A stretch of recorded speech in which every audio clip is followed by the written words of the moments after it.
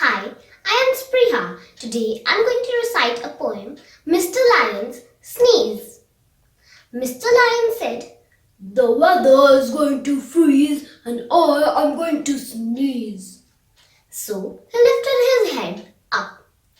The moment he opened his mouth, his little cup warned him, saying, "Papa, hold on. If you want to sneeze, you do it on your sleeve." "Why?" said the lion in his ferocious voice. "Papa, your giant sneeze could spread virus. It is not at all desirous." "Don't try to be my teacher," roared the lion. "You mind your own business. I am the king of the jungle. I have no peer and nothing to fear."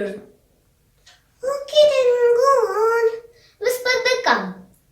Mr. Lion tickled his nose, and there came a giant, super loud achoo!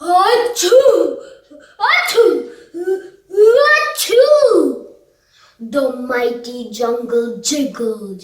Leaves on the trees wiggled. Elephants tossed around and fell on the ground.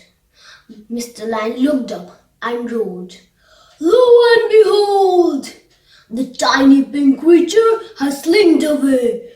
All the animals began to say, "The pandemic has gone away. It's time for us to play.